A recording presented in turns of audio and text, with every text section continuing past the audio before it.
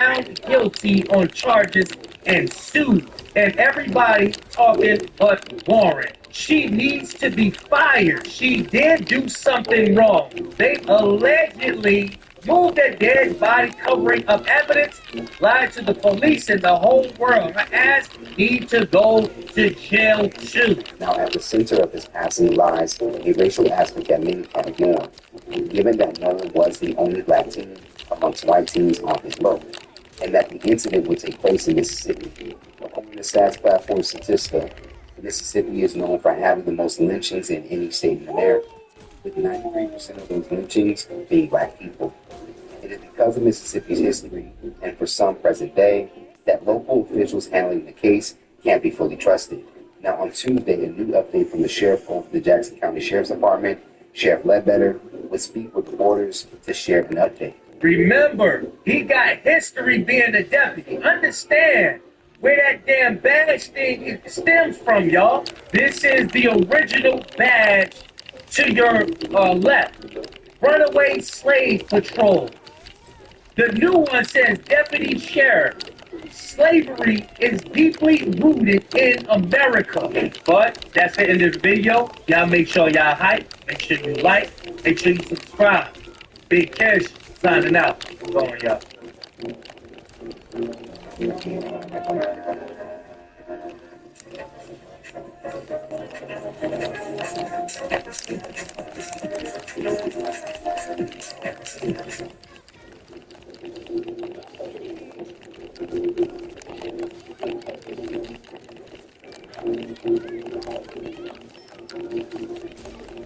One of them saying he was at this party and was violently assaulted and then was taken back to the island. New evidence has just come out in the Nolan Wells case that proves that he was murdered by those three men. This investigation is active. It's all going. Section 1512 of the criminal code says that these three white boys should be arrested and face 20 years in jail. If they're not arrested by Monday, I'm calling for a protest. He wasn't able to confirm much. Ledbetter did confirm that interviews have been conducted with witnesses, and the department has been in contact with other departments and agencies, including the FBI. Now, if you clicked expected one clean story, baby, sit with what you just watched for a second. Because I don't have one story for you tonight. I've got about 6 of them, and they cannot all be true at the same time. 18 years old. When Adam was on the 4th of July, didn't come home. And in the weeks since, I have watched otherwise smart people turn a grieving mother's Facebook page into their own personal true crime universe. I'm not going to do that to you tonight. If this is your first time with us, welcome to Crime with Us. We tell the stories about the people who were supposed to keep each other safe. Subscribe if that's what you came here for. Let's get into what we actually know. Before any of the timelines, before the theories, before one single argument about who said what, Nolan Xavier Wells was a kid who said, "Yes, sir," and meant it every time. Ocean Springs High School, multi-sport athlete, the kind of teammate who called his team a brotherhood, not just a squad. He worked a summer job for a man in his hometown, renting out water slides and bounce houses. Showed up wanting to make his own money. No attitude about it. Freshman wide receiver at Southwest Mississippi Community College. About to head back to training when all of this happened. His mother says she doesn't know when she's going to smile again. Chilly. Neither do I. Yeah, really like it's a brotherhood, not just everything. Yeah. Just really had a love, teammates. Y'all hang out outside of here a lot? Yeah, Dude, yeah. Y'all live together pretty much? Yeah. Last spring, we were together every day. Was it spring? It was cold, and then freshman. that was like 2 years ago. But Every day, we did working out, go to the crib, work out, get eat, go to the crib, play the game. Go home, get back on again. Soon. Now, here's where I need you leaning all the way in because this is the part that made me stop and go, wait, what? There's a young man, Tristan Shepard, who's gone on camera more than once, calling himself one of Nolan's closest friends. Best friend, even. Nolan's own mother heard that and told a reporter, and I am not exaggerating this. We don't know him, never met him, never been to her house, not once. Meanwhile, the two friends she does call Nolan's real best friends, they're the ones saying the whole he just chose to stay behind story doesn't even sound like the boy they raised.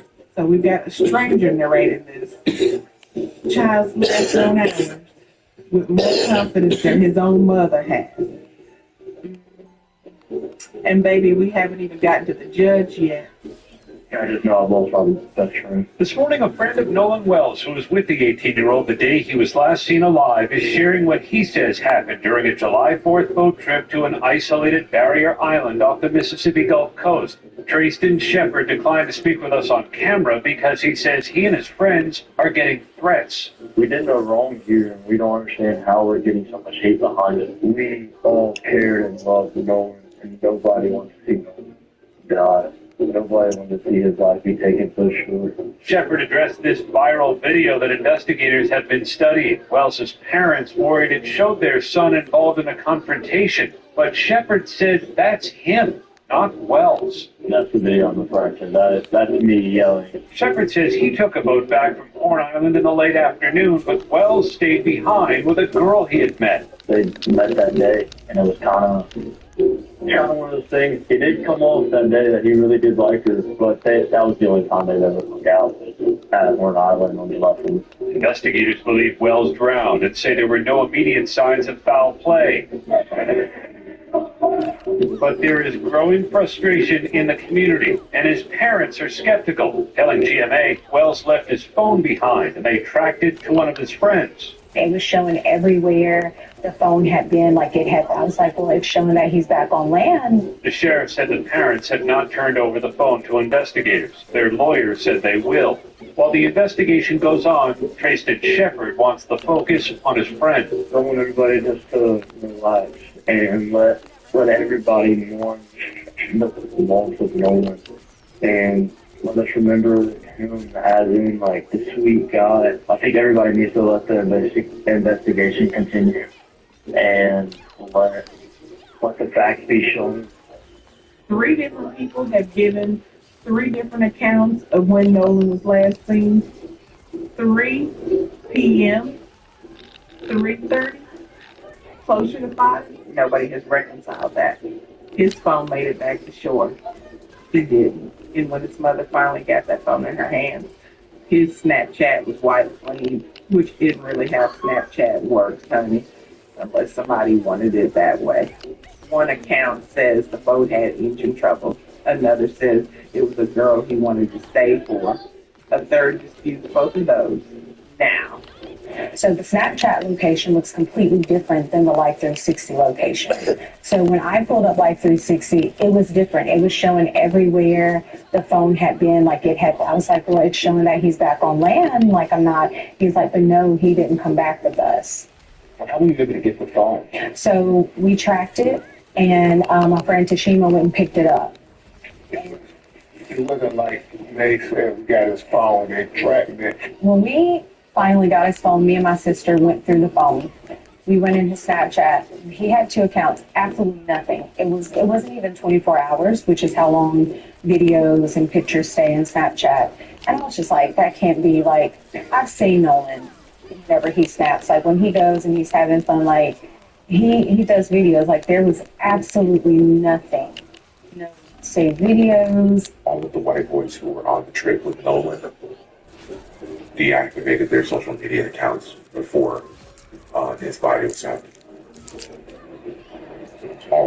They all deactivated their social media accounts before his body was found. They couldn't remember. They didn't remember anything. They don't know where he went. They had his phone, but I don't remember. I don't know. He just didn't come back with it. But they all deactivated their social media accounts. Yeah, don't play in my fucking face. On July 6th, a park ranger found a body on the northwestern tip of Horn Island. Dental records and DNA later confirmed what everyone had been afraid of. Nolan Xavier Wells was gone.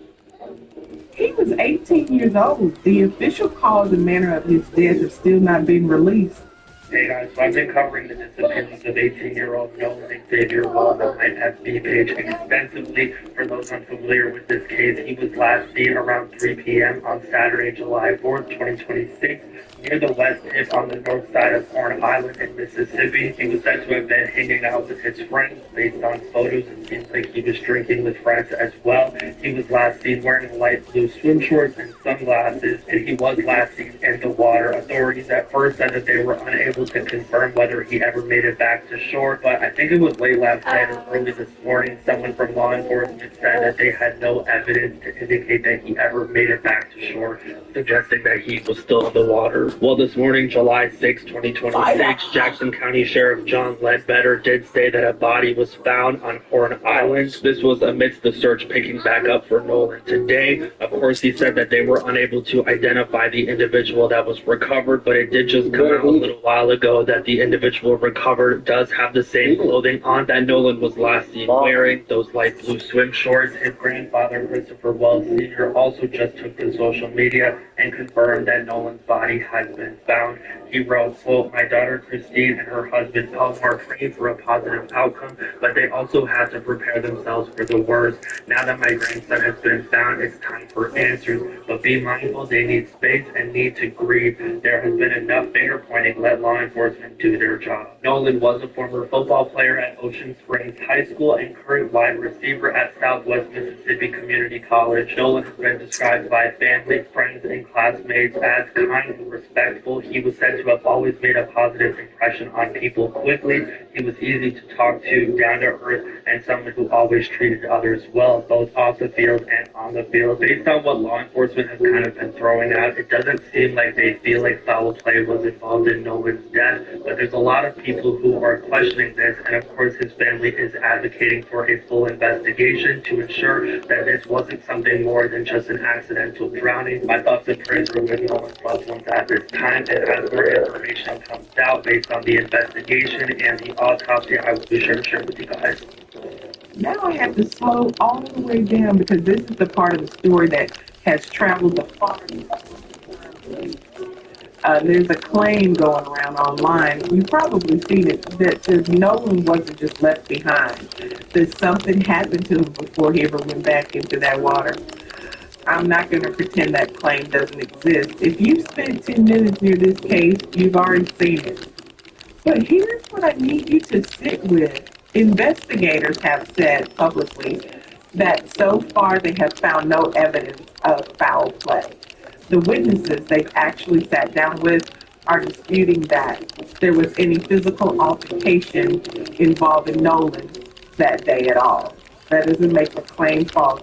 It also doesn't make it true. It makes it a claim. It's not a fact. And there's more noise where that came from. A photo of Nolan that circulated like it was taken after he disappeared turned out by the photo's own metadata to be from over a week earlier. Somebody generated AI images of this child. His mother had to get online and say, quote, "The internet is unhinged." One family connected to this, of a judge whose stepson was on that boat, says they're now getting death threats over a teenager, over rumors. And then you've got people like this. Secret Service Sam here with a Nolan Xavier Wells update. This is something a little bit shocking. Somebody just reached out to me on Facebook. He's verified that he has been talking with the investigators, as you can see in this screenshot, and I'll just read you our conversation. "I was on Horn Island on the 4th. I have information I will share with you, but for obvious reasons would like to keep certain parts a secret as they would absolutely damage the investigation. Let me know if you want. I've had several conversations with investigators. I can be seen in the video in question regarding an altercation." I said, "Oh, sure. Were you really there?" "I was there during the video in question. I can be seen on the far right walking away." "Okay, great. What would you like to say?" "I will not use your name or anything." Then he sent me these screenshots of the phone calls. I said, I believe you. What would you like to share with me? Thanks. I've been working with investigators. I walked through right after a real fight broke out. I didn't see Nolan or the friends he rode there with around, but I have reason to believe Nolan was part of that fight. What do you think happened to Nolan? Why do you think he was part of the fight? Doesn't matter what I think, only the evidence and where it might lead. I didn't see Nolan's friends he rode with, but the friends who he was supposed to be catching a ride home with appear to be lying based on what I saw and what they're saying. The investigators have been following up with me for new details as new evidence emerges. Between you and me, they believe to have identified the suspect if what I witnessed was connected. So I know they're working hard to get to the bottom of it. Wow, can you say what you witnessed? I can't. They would use it to build their story and taint the investigation. Somebody who won't say what they actually know from investigators they won't name about details they say would taint the investigation if shared. Sir, if your source can't give you one single checkable fact, that is not a source. That's smoke. And this case has had more of that than actual information since day one. So before you repeat anything about this case, ask yourself if you want it repeated about your own child on a maybe.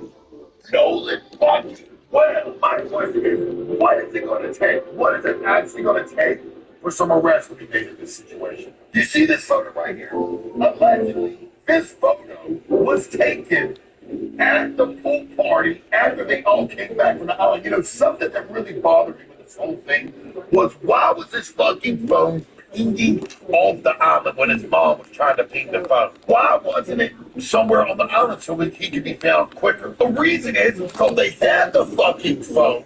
They had the fucking phone the whole time because he was at this fucking pool party. Why, allegedly, was there no water found in his lung? Why, allegedly, did they request dental records? Why, allegedly, did he have bruises all over his body? Let's get into that fucking part because we got another girl get away from her. who's written out a witness statement saying she was there and this is what happened. Bro, Nolan didn't get into a fight at the island. I was our other friend, Nono and Wyatt, did get into an altercation right after that. Not even 10 minutes later, because Wyatt took his phone. And Wyatt and Ed were trying to be hard, so Nolan was definitely screaming, "Give my fucking phone back, N-word.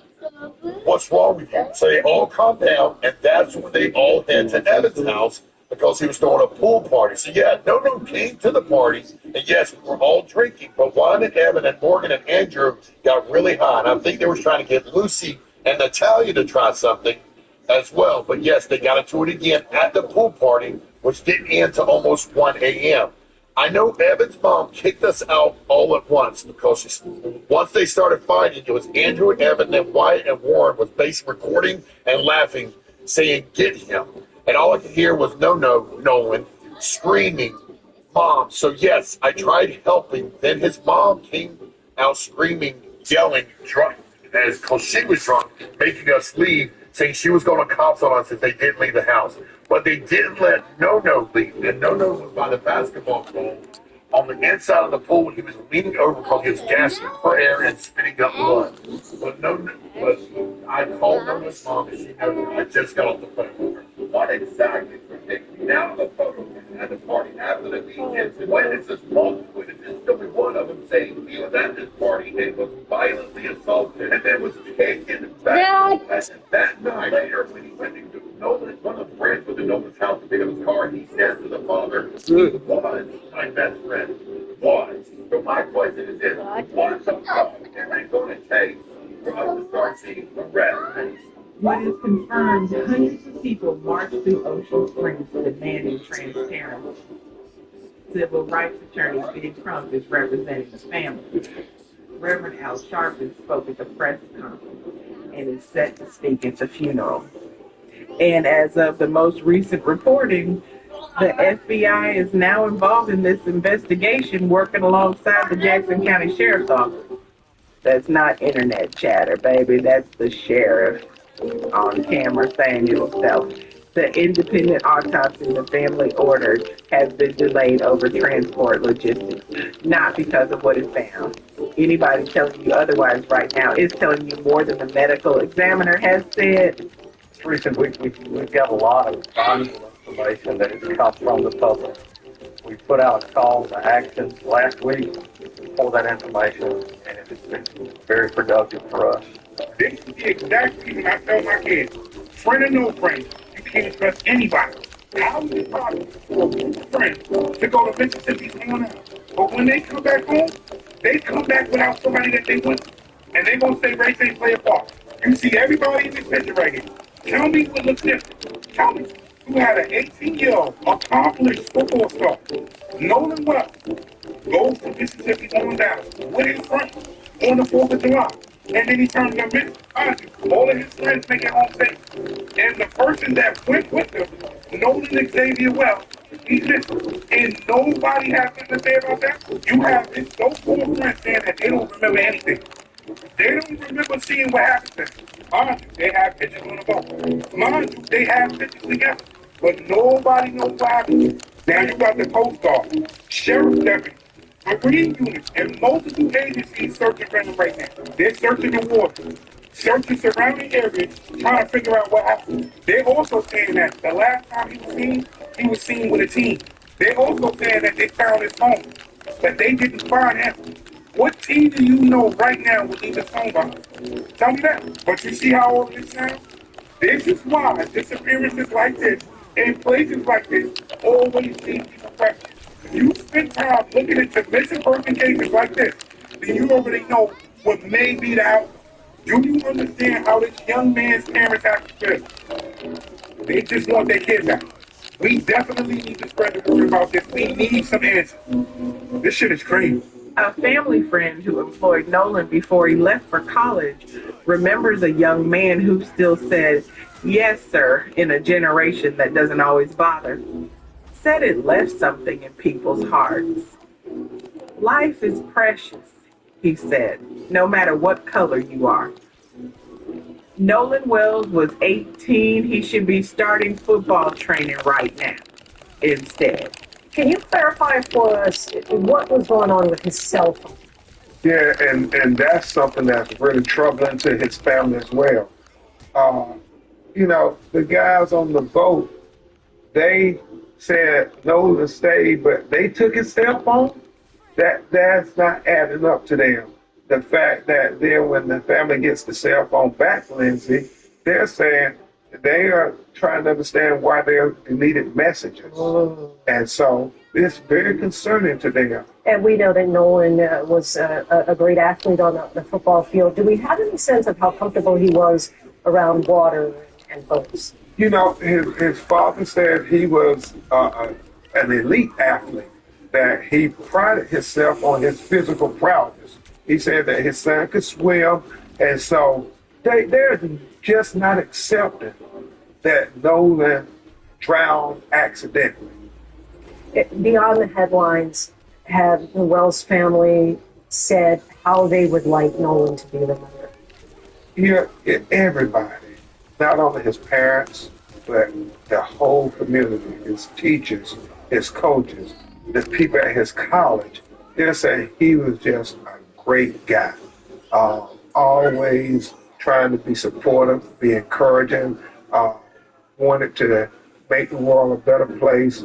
His mother talked about his smile, and she's like, she doesn't know when she's ever going to smile again. We are not going anywhere on this one.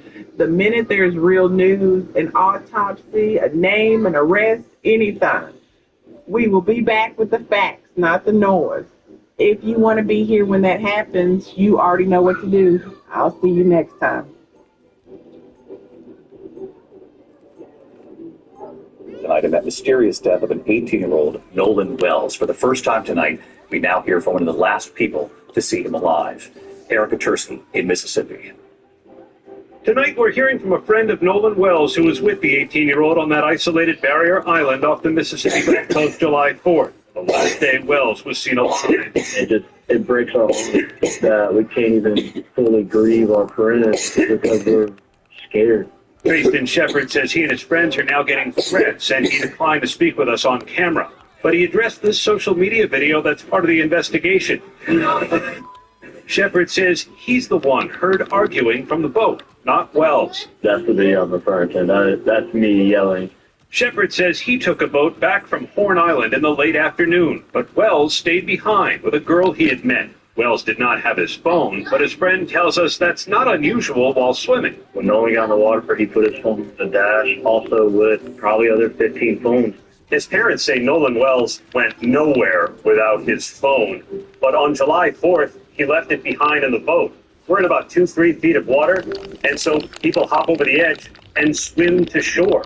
The community is clamoring for answers. Are you on any timetable here? I think it's important that we don't put ourselves on a timetable. It's important to be diligent in gathering all the facts. That's what the family deserves. We're also learning tonight, David, the local district attorney is involved in the case, though so far there's no evidence to suggest what happened to Nolan Wells. For nearly 2 weeks, Jackson County Sheriff had said almost nothing beyond the basics. No cause of death, no timeline, just a single line that had already made this teenager's own parents uncomfortable, that he likely chose to stay behind on that island and drowned. Then, this week, that same sheriff sat down in front of cameras and said something that changes the shape of this entire case. The FBI is now involved, not confirmed as taking over, not confirmed as investigating a specific crime, but involved in a case that up until this point local officials had been describing publicly as nothing more than a tragic accident. We put out a call to action last week for that information, and it has been very productive for us. Ledbetter did confirm that interviews have been conducted with witnesses, and the department has been in contact with other departments and agencies, including the FBI. Rumors are out there, but we don't respond to rumors. We respond to fact. Here's what makes that timing worth sitting with. It comes just days after Nolan's mother stood in front of reporters and said plainly that the accidental drowning explanation made her uncomfortable. A possibility that your son drowned accidentally. Honestly, because of the way the stories are just so inconsistent and how that day went, it's just, we can't say for sure. And I don't know how to answer that. And just as Jackson County's own district attorney confirmed, she's now preparing to take this case in front of a grand jury.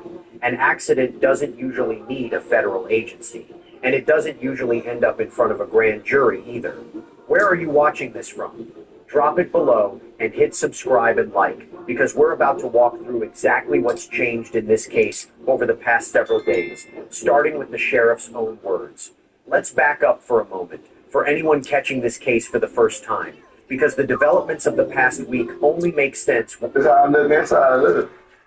Y'all make sure y'all clip this. We do got the fire department shit. Show them this right here. We got the whole shit though, not just we got the water shit. You know what I'm saying? But this nigga, the water gonna come out.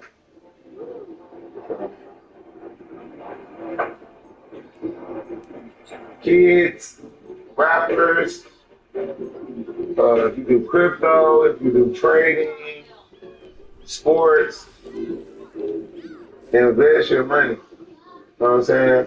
This is the type of shit you invest in. This is the type of shit you spend your money in. Me and my uncles about this. Me and my two uncles about this. I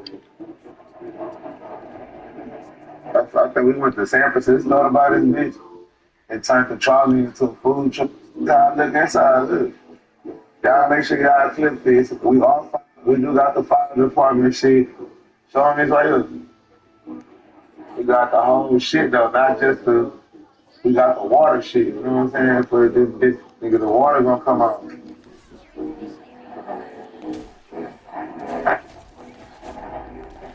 Kids, rappers, if you do crypto, if you do trading, sports, invest your money. You know what I'm saying? This is the type of shit you invest in. This is the type of shit. I do love you.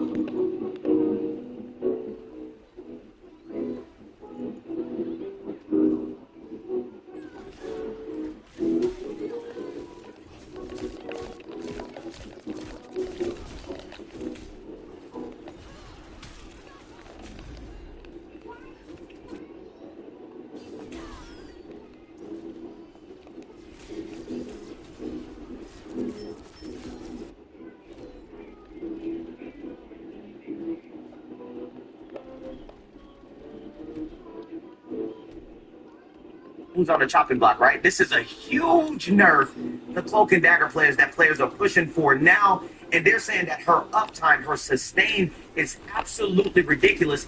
And no healer that is this simple should have this much uptime and survivability. They saying it's not even fair. So basically what it is that they want the team up with Luna, the freeze when she turned into the ice. They said the heal should be removed and you should be able to break the ice, right? Super interesting. And the next thing that they're pushing for is that they said the phase that she has as Cloak should be 20 seconds long because she's already so strong. And I'm looking at that and I'm thinking to myself, I'm like, wait a minute. The main issue that I have with Cloak and Dagger, I want to know what y'all think about those nerfs, by the way. But here's the main thing that I have with Cloak and Dagger. I think her bubble should not be 6-second cooldown.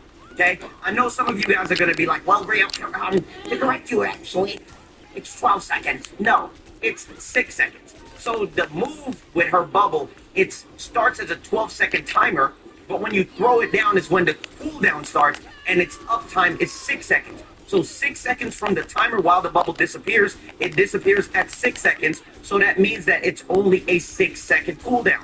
If they made it to where when she throws down the bubble, it actually starts as the cooldown starts after the bubble goes away, then that would be a lot fairer. I think I'm pretty honest with this. I think I'm pretty reasonable. The nerfs that they're trying to give you, I think is a little bit too harsh, but genuinely, I think what I'm asking for is reasonable. Am I crazy? Are y'all feeling like, you know what I'm saying? Am I crazy? All right, so you guys know who's on the chopping block, right? This is a huge nerf the Cloak and Dagger players are pushing for now, and they're saying that her uptime, her sustain is absolutely ridiculous, and no healer that is this simple should have this much uptime and survivability. They're saying it's not even fair. So basically what it is that they want the team up with Luna, the freeze when she turned into the ice. They said the heal should be removed and you should be able to break the ice, right? Super interesting. And the next thing that they're pushing for is that they said the phase that she has as Cloak should be 20 seconds long because she's already so strong. And I'm looking at that and I'm thinking to myself, I'm like, wait a minute. The main issue that I have with Cloak and Dagger, I want to know what you think about those nerfs, by the way. But here's the main thing that I have with Cloak and Dagger. I think...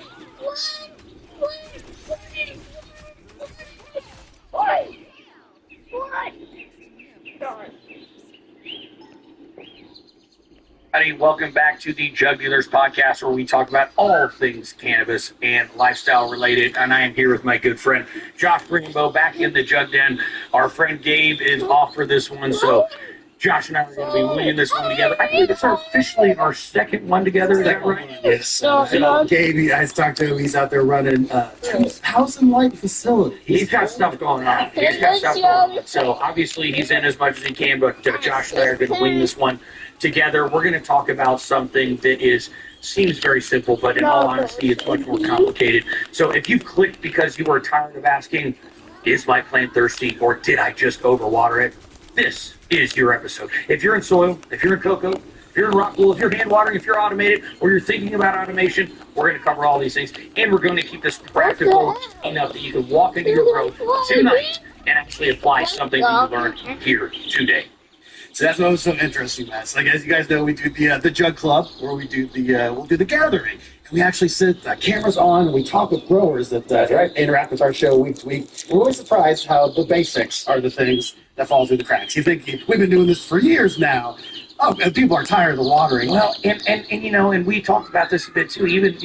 Even a professional athlete never quits doing the basics. Do you stop doing the basics in practice with your teammates? Yeah, because you're a professional athlete, you're expected to do it. So I think a lot of times we expect that these seasoned growers just automatically know the basics, and it's not that a lot of them don't, but I also think it's completely worth revisiting, and it helps me actually revisit some of the what are really baseline and keystone type facts of growing, right? So we're going to bring it back a little bit, and again, it's always funny, right, Josh? The most basic things, tend to be, in a lot of ways, the most critical and potentially could be the most damaging, right? And I know I was telling you a little story, back in the Florida. I was working at a large retail nursery in the state of New Mexico. It's called the Student Nursery. It's actually the largest retail lawn and garden center in the state of New Mexico. And there was one little old Japanese man that watered all of the trees and shrubs in this entire facility. There's one guy, that was his sole job. And I remember thinking, man, that's crazy. It's only one guy, you're putting all on one guy's shoulder, but the consistency could not be overlooked. And I tell you, you didn't have a lot of lost plants. You had a lot of healthy plants. You had consistently watered plants. And that consistency is definitely something we're going to talk about. Of course, we talked about before consistency of pH or consistency of the environment, which is all part of the bigger picture, right? We're always trying to eliminate or up whatever minimum is keeping us from really getting to where we're looking to get to. So we all are masters of the cannabis plant. We have been growing that exclusively. And then I find myself dealing with other plants, and I'm like, holy crap, I thought I was a great grower. And how am I killing this aloe? Well, what would you say the difference between the cannabis growing and you actually grow normal plants in your everyday life? I do. And I do like to make the point that, look, cannabis is a very special and amazing plant, but understand it's a C3 photoperiodic plant, and there are others like it. There's also other plants that are going to have the same kind of principles that cannabis does. So if you learn about cannabis and you have success with cannabis, you are somebody that can be successful with other plants. However, okay, for example, I have somebody, we talk about the consistency, of the gentleman at the lawn and garden. Well, one time I asked my mother-in-law when she waters her cactus inside, and she lives in New Mexico, so this actually makes a lot of sense. She goes, when it rains outside. Well, no shit, huh? That's pretty intuitive. Well, and again, but that intuition, that connection with plants, Josh, I think is one of the things that has really been lost over time. We talk about this egocentric view of plants and that we're controlling them, and I look at it the other way. I have more of a body desire, a la Michael Pollan, and saying, well, who's controlling who? Plants are autotrophs, we're heterotrophs. They make their own food. We have to seek it out. We either eat them or eat something that ate them. Without them, there is no us. So something that may seem as, basic as water, well, water is the whole basis of life, right? Even the polarity of water. Like water is so simply yet so complex. Well, especially plants, because it's kind of like it's like nutrients. It's kind of like it's blood. It's kind of like it's sweat. It's kind of a lot of things. So it makes sense that watering would be a sticking point. So what are some terms that we can go on? So, and let me say this too. Watering is not just adding water. I know that might seem weird. That might seem a really fine line. But watering is also about controlling the root zone. We will be talking about drybacks and things like that. So the root zone controls the plant, and specifically within that root zone, it's the rhizosphere. Even a smaller zone than that is actually called the rhizosheath, which is exactly where root particles come in contact with the soil particles, right? And so that's where uptake happens. So a product like Rhizium, like we have, specifically focuses on that rhizosheath zone to maximize surface area, which is basically follicles or root hairs, to maximize uptake, right? So what does watering affect? Well, I can tell you it affects basically everything, but let's talk about the specifics. Oxygen. It's going to also affect nutrients. It's going to affect dryback. It's going to affect pH. It's going to affect EC/ppm. It's going to affect microbial life. It's going to affect root temperature. It's going to affect stress level, right? Stress level, if it has too much water, if it has too little water, if it has enough water. And also, some of these things can actually be used as positive stresses, specifically in a plant like cannabis. So let's say a perceived drought stress or perceived cold stress, like with something like winter frost. That's going to actually create more oil, which is what we're trying to do. What's of horticultural significance in this particular plant? So that was what was interesting about learning, because we're flooding our roots with water. So you kind of just think the fact that they need oxygen, the fact that they make CO2 and oxygen, that was one of the things I learned from the drug dealers very early on.